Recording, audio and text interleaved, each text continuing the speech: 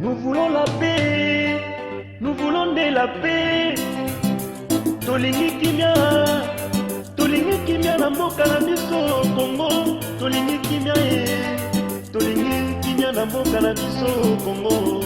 Toboyi bitumba, tolingi kimia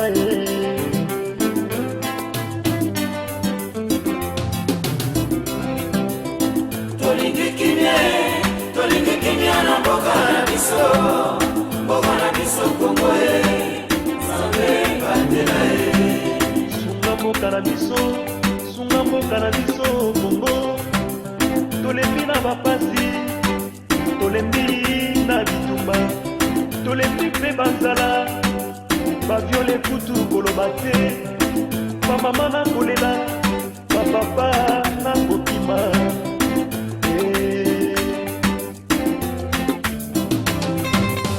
Ezali kaka yo Nzambe okokangola Congo. Ezali kaka yo Nzambe okokangola Congo. Congo na biso Congo mabe ya Nzambe. Congo ya biso Congo mabe ya Nzambe. Congo na biso Congo mabe ya Nzambe. Congo na biso Congo mabe ya Nzambe. Congo na biso Congo mabe ya Nzambe. tozali bana ya Nzambe, tosambela.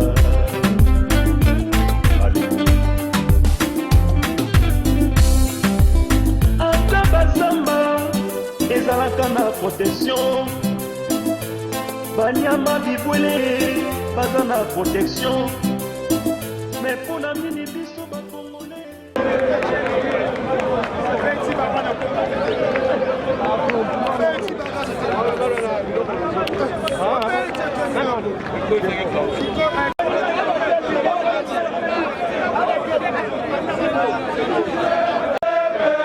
l'année là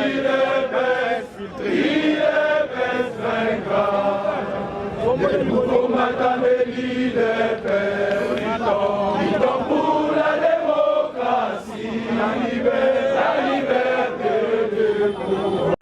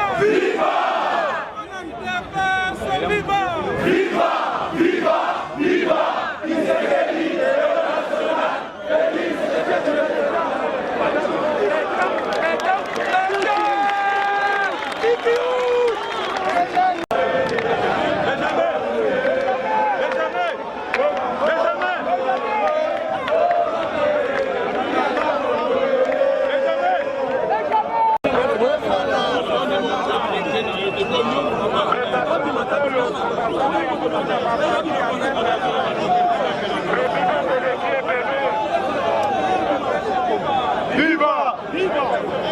Viva! Viva!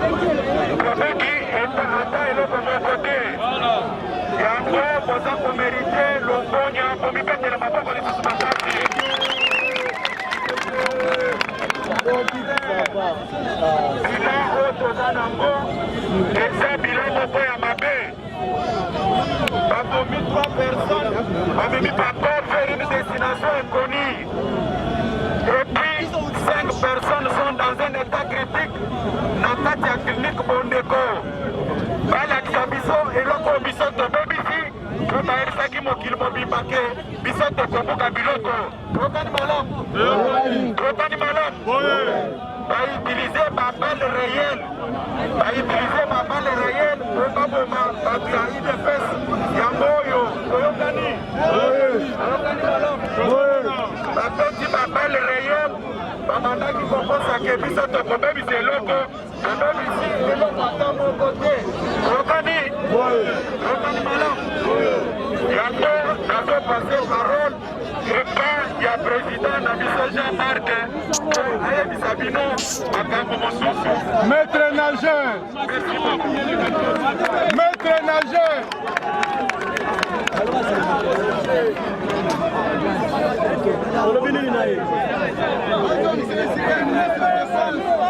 Viva!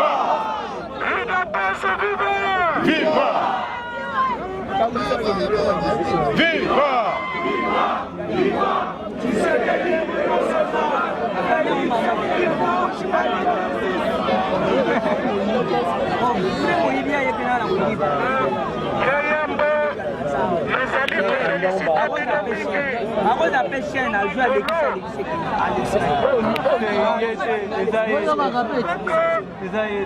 Salut parti du peuple.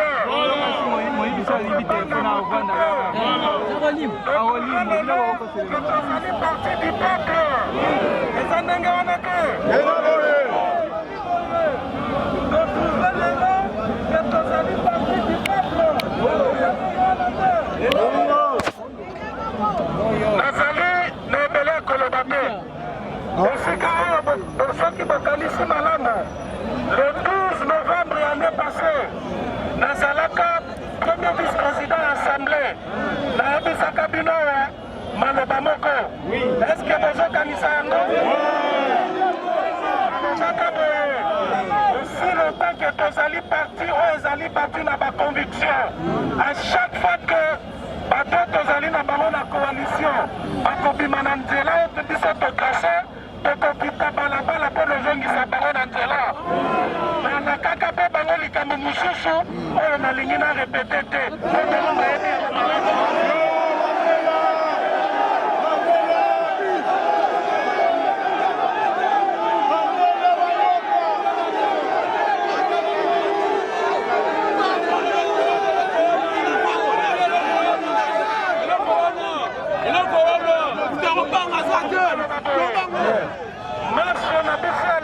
ezalaki pacifique tobuki eloko motu te tobeti motu te me bazali kopesanga bilan oyo ezali korevolte ngai direction politique ya parti nazali koconvoke réunion extraordinaire lobi na tonga poto évalue marche ya lelo tokopesa bino position na biso epona etali rosar malonda mpona ekosi kotourne yango.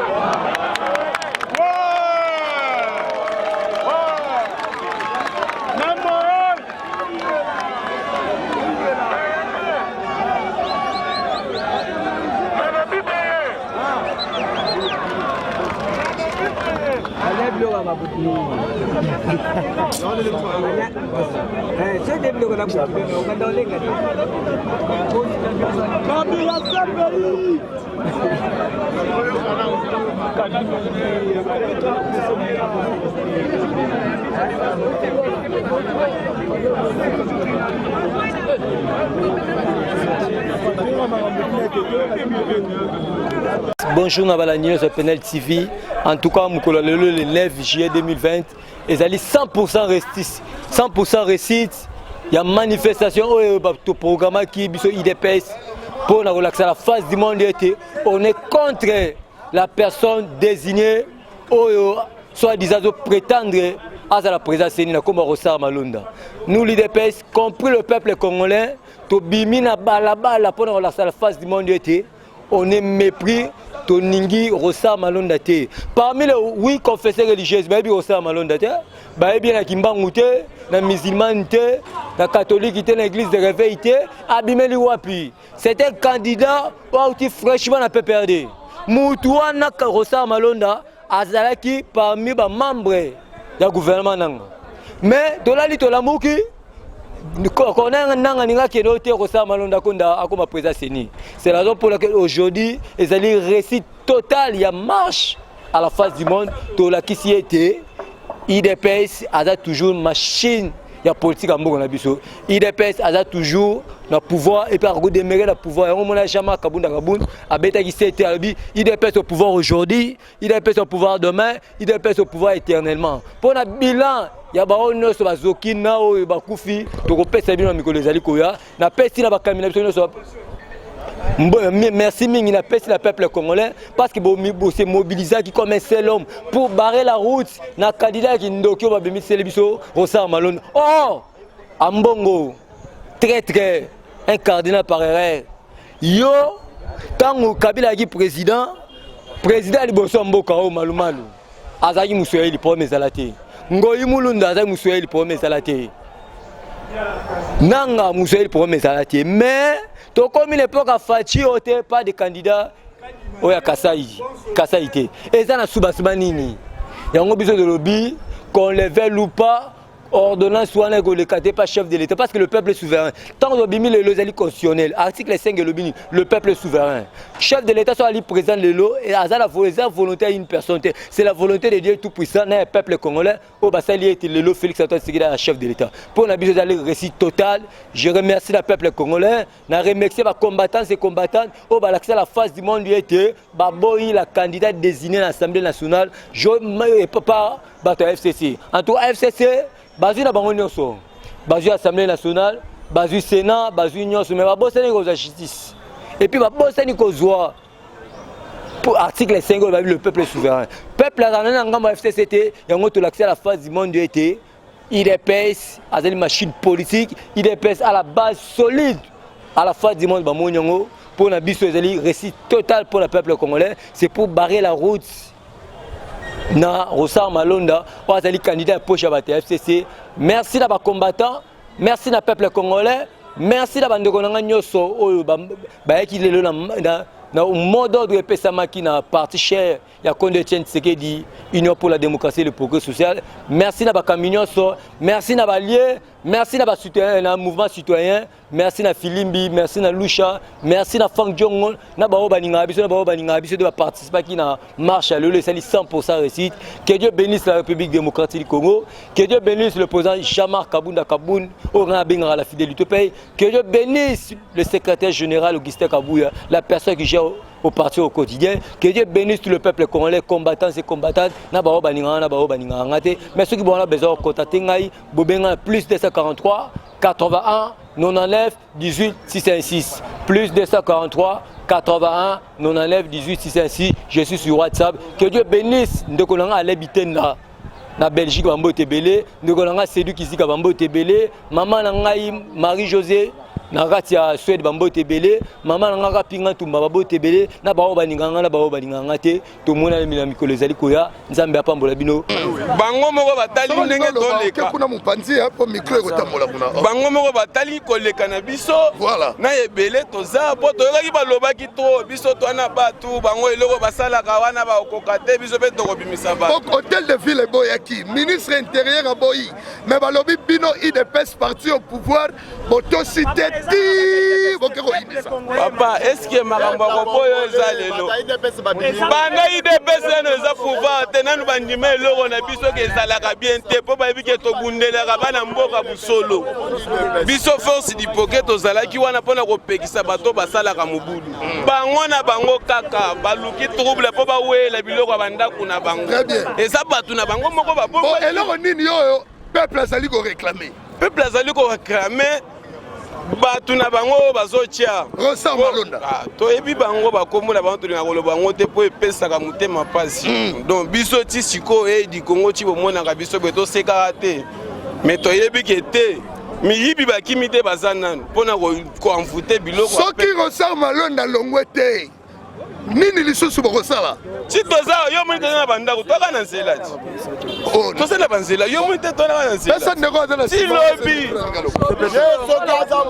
rapidement soki ressort malo na longwete mpo tomoni bino lelo déjà na marche bokei memo badepose soki ya longwete Rosar Malonda conseil okolo lobiye na profiter na pese conseil mon frère ami oza jeune netingai yo kolinga te ozwa makila ya peuple mobimbo oyo likolo ya mutu na yo te vi na yo eza nanu mulai oyo koko sala ya malamu eza nanu lokolo za elenge conseil na pese eza boy toza 14h juste na sengi yo jeune netingai congolais netingai kozala manipulate epa ya batakinga kati na mabunda yo botaki mobali yebisa mabunda na kinga kati ke no ngai na longwe posta wana pona kolinga te makila ba kongole neti ngai etanga poso ki olongwe te biso pe to kolongwa te to kozala kaka wana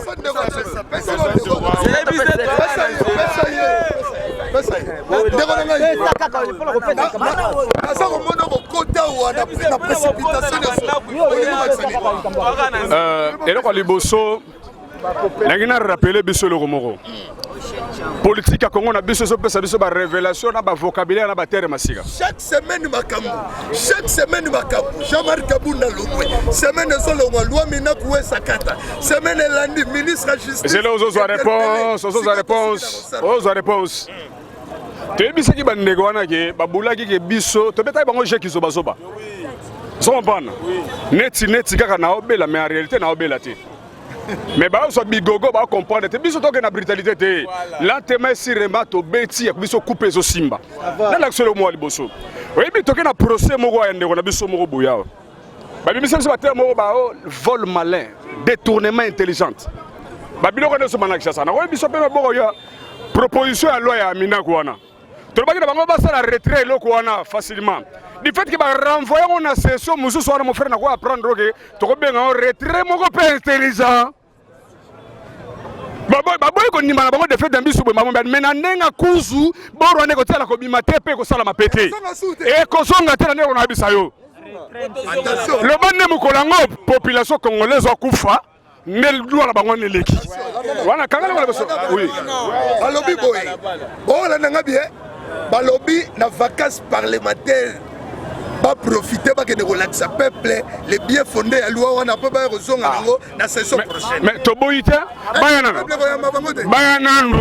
to mona na peuple ngo moi muke peuple na bango wana soki peuple na bango ngaka beka lelo to chana mo entre parenthèse po ya mambo terrain po na affrontement mambo la ba mbele ba bulay ke so ba na ba boru na bango wana ba na mai ba sa repli mais ba simbi touche elo musu nga fongolo papa cardinal ebi mboko yo soki parti o te IDPS o te papa mboko se ke nakala kala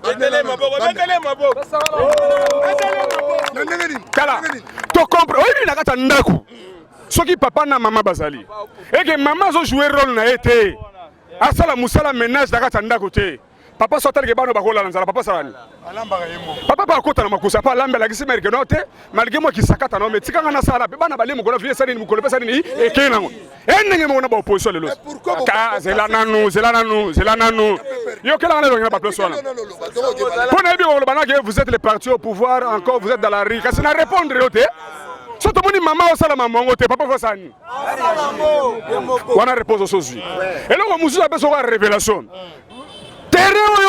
terre au monde oyo toyebi yango makasi yo ko révélation oyebi corona oyebi ko to banyango te biso to découvrir que gaz lacrymogène et qui sa corona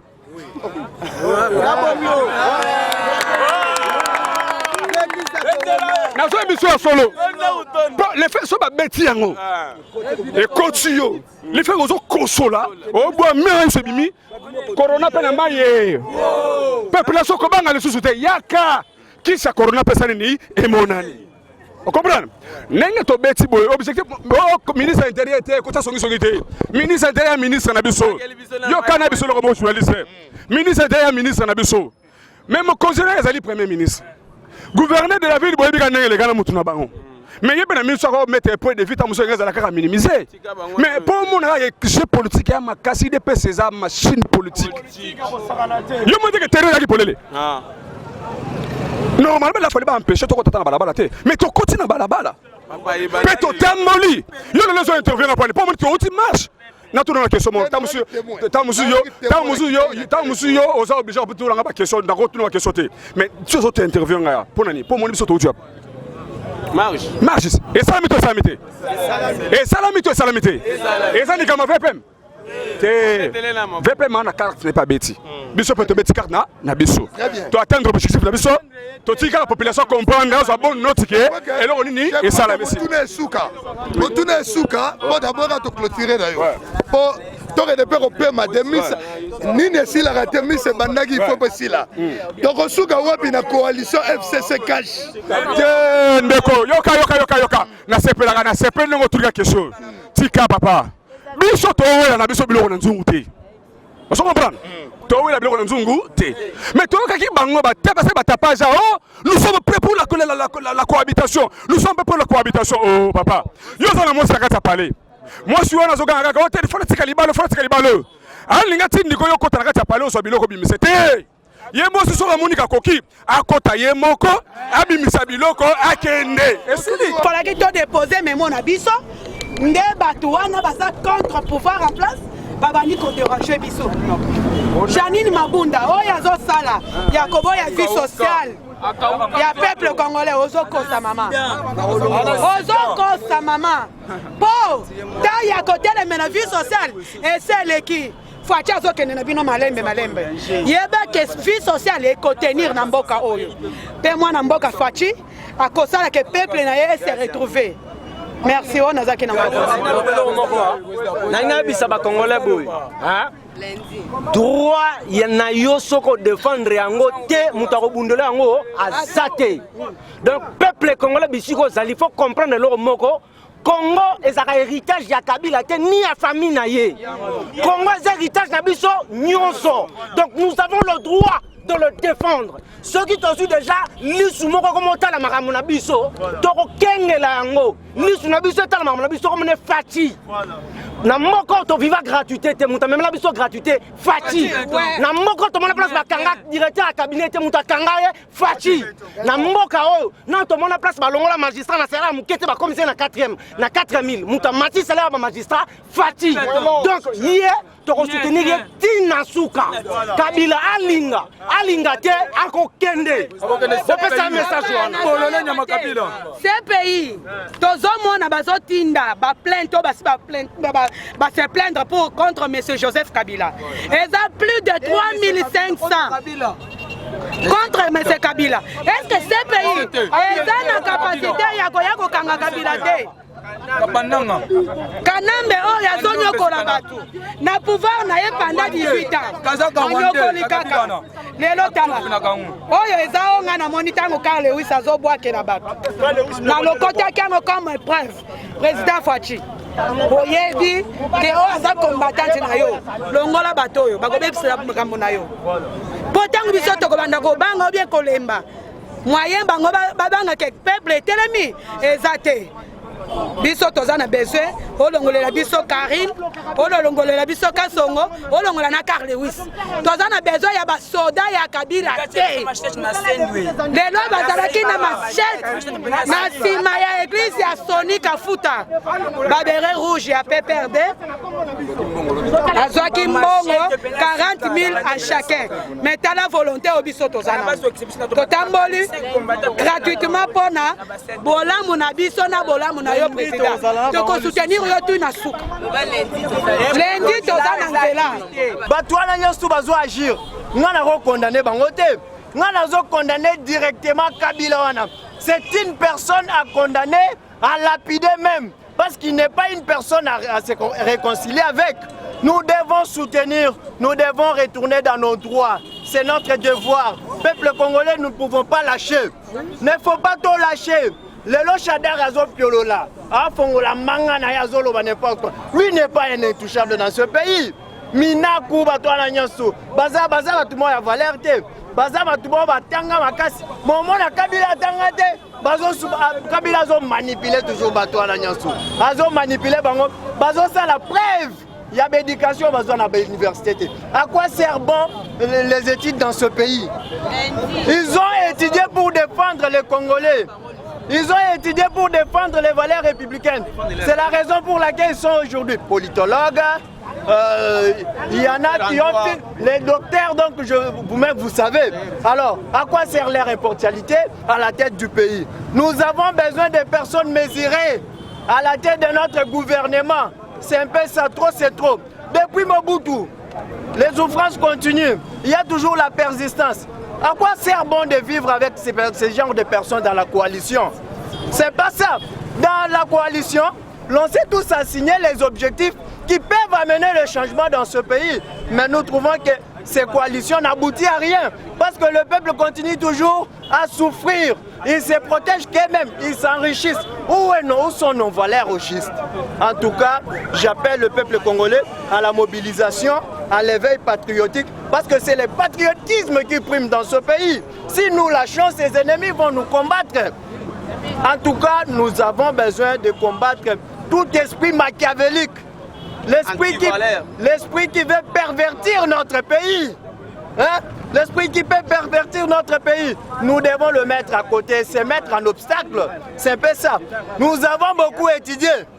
Tout le monde ici a des diplômes. Mais pourquoi nous ne travaillons pas? Nous devons nous retrouver. Notre pays, c'est un pays si riche. Hein? C'est un pays riche en tout. Mais pourquoi l'économie n'arrive pas vraiment à prendre sa place? Pourquoi le peuple congolais n'arrive pas vraiment à se retrouver? Socialement, c'est des catastrophes.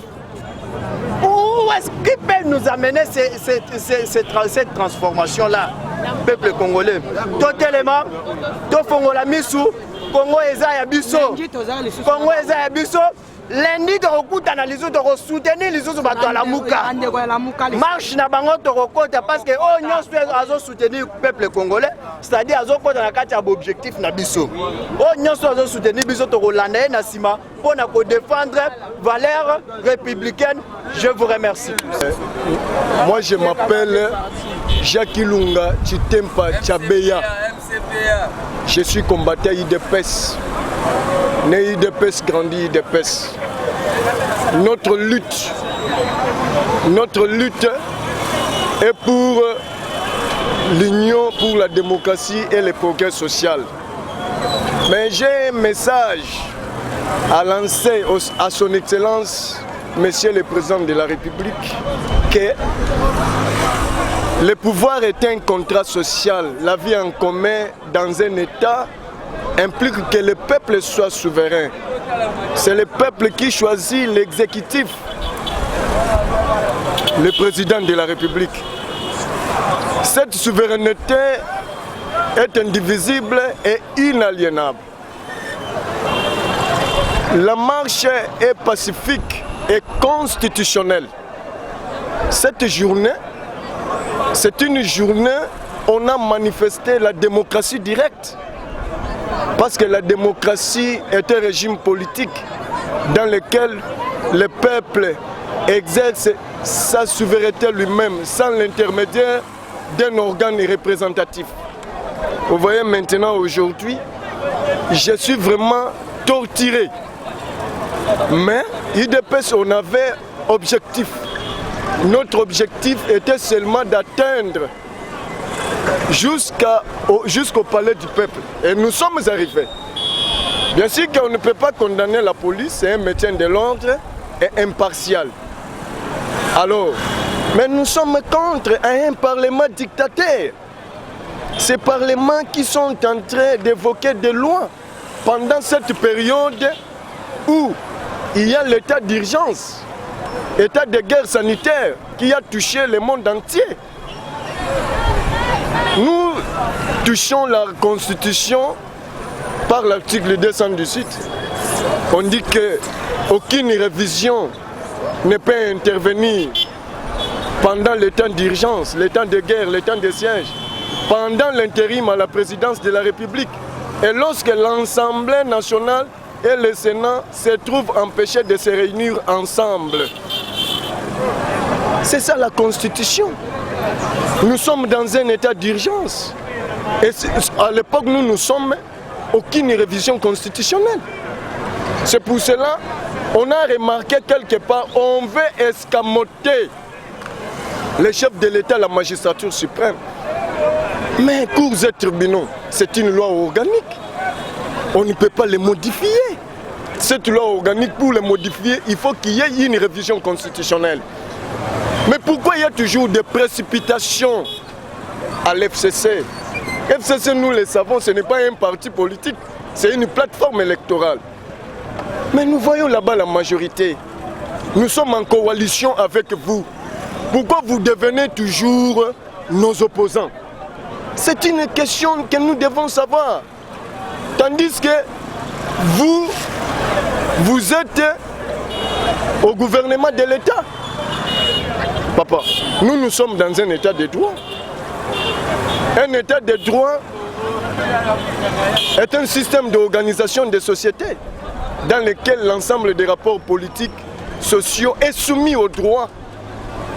Mon frère, nul n'est censé ignorer la loi. Dans un état de société et non plus de nature, il ne peut y avoir d'homme supérieur à un autre. Tout le monde demeure égaux en droit. Notre pays est reposé sur les droits. Depuis 1960, article 1er, la République démocratique du Congo, dans ses frontières du 30 juin, était un acteur de droit indépendant et souverain. Mais cet état de droit n'a été mis en application, était que texte. Mais nous avons trouvé un président qui a mené les changements, qui a instauré un état de droit. Mais pourquoi il y a des cales, il y a des blocages? En tout cas, c'est mauvais. Un député national est là pour défendre la circonscription nationale, mais pas un intérêt privé. Mais pourquoi il court toujours derrière un individu? Nous disons que c'est une corporation de malfaiteurs, une association de malfaiteurs qui sont en train de commettre crimes contre la sûreté de l'État. En tout cas, vraiment, nous allons saisir droit public international. Parce que dans les droits, dans la déclaration des droits du citoyen de 1789, en 17 articles précédés d'un préambule voté, c'est-à-dire le 26 août 1787, il y a eu des principes. Le premier principe, égalité sociale, égalité politique et sociale de tous les citoyens. Et respect de la propriété. Expression de la volonté générale. Souveraineté de la nation. Et puis, il y a eu ce qu'on appelle l'admissibilité de tous les citoyens aux emplois publics. Le respect des opinions et des croyances. C'est ça, cet état de droit. Vous savez, aujourd'hui, mon frère, nous avons une constitution qui est une loi fondamentale. La constitution est l'ensemble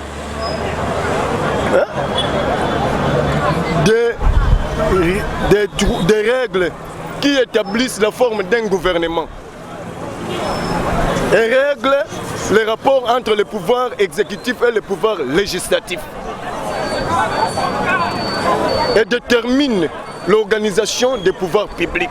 C'est ça la Constitution. On ne peut pas violer des lois. Et puis nous devons savoir nous sommes dans quelle période. Nous sommes dans quelle période. Admettons que le chef de l'État, nous avons trouvé un chef de l'État qui n'est pas un dictateur. Si parfois que le Tshisekedi, ce qu'on a fait aujourd'hui, ce n'est pas la démocratie parlementaire de type présidentialiste, mais c'est la démocratie directe, où le peuple lui-même qui est souverain. Le peuple est l'ensemble des citoyens, est constitué par les citoyens. Je crois que FCC soi-disant et tout consort, ils diront que non, c'est toujours UDPS. Non, ici ce n'est pas seulement UDPS qui sont ici. Il y a eu beaucoup, tous les Congolais. Pourquoi on ne peut pas réformer la CENI? On nous amène toujours même personne. Depuis Abe Malumalu, Ngoyi Mulunda et Nanga. Et la personne.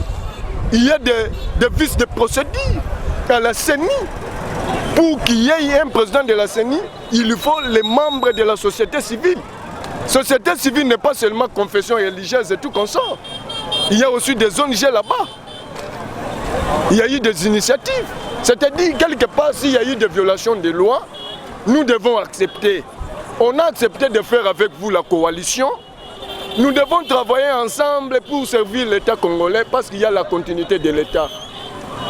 Il y a des préoccupations majeures qui président les institutions de l'État. On dit bien assurer le fonctionnement harmonieux des institutions de l'État, éviter les conflits, contrer toute tentative de dérive dictatoriale, garantir la bonne gouvernance, lutter contre l'impunité, garantir l'alternance démocratique. Cette préoccupation ne demande pas seulement l'institution présidente de la République, c'est toutes les institutions. Pourquoi nous voyons quelque part sur ce parlement dictateur un soi-disant, un groupe de gens, une coopération de personnes, de malfaiteurs qui sont en train d'escamoter les pouvoirs des citoyens. Nous sommes contre. Mais pour finir et pour chuter aujourd'hui, moi en tant que combattant, vous voyez, aujourd'hui, si vous vérifiez bien derrière le général Kassongo, moi j'étais au milieu, on était vraiment beaucoup plus torturés et frappés. J'ai même des preuves ici, vous voyez, on m'avait jeté un gaz lacrymogène, c'est ça les preuves. C'est-à-dire, nous devons soutenir le président actuel. Nous savons parfois quand il y avait une passation du pouvoir, voilà, une passation du pouvoir civilisé, c'est ça qui nous amène en voie de développement. Mais quelque part, il y a eu de mauvaises intentions du côté FCC. La majorité que nous voyons au Parlement, c'est une majorité pas FCC, mais c'est la majorité FCC cache. Ils ont institué le président Jean-Marc Kabound. Quel moment? Pendant la période où il y a eu l'insurrection, il y a eu des crises sanitaires et tout comme ça. C'est-à-dire, nous allons demander, et comme un message, je vais lancer au chef de l'État, en tant que combattant, pas aujourd'hui. Le président de la République doit savoir, il est dans son règne. Ça, c'est son régime, ça, c'est un régime, président Félix Tshisekedi. Parce que le pouvoir est un contrat social. La vie en commun dans un État. Pourquoi un contrat social? Le pouvoir est mandataire de l'État. Nous sommes dans une république démocratique. Le pouvoir exécutif est chargé de l'administration de l'État et de veiller à l'exécution des lois. Quand il s'agit d'une violation des lois au Parlement, à la Cour constitutionnelle, le cœur de FCC, SNI et tout consort, le président doit réagir. Il ne regarde pas la majorité et tout consort. Nous voulons la paix, nous voulons de la paix. Tolingi kimia na mboka na biso Congo. Tolingi kimia na mboka na biso Congo. Toboyi bitumba, tolingi kimia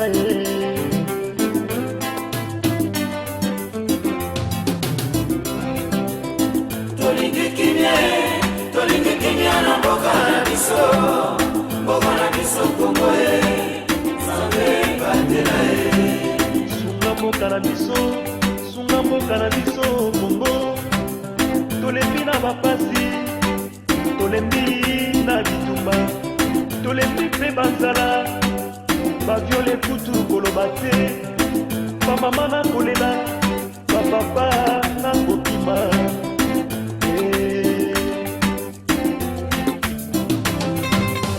Ezali kaka yo Nzambe okokangola Congo. Ezali kaka yo Nzambe okokangola Congo. Congo na biso Congo mabe ya Nzambe. Congo ya biso Congo mabe ya Nzambe. Congo na biso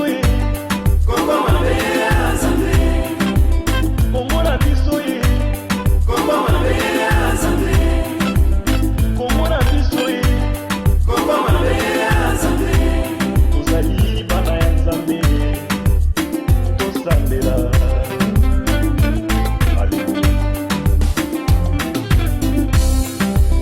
ata bazamba ezalaka na protection banyama bibwele baza na protection mais mpona mini biso bakongo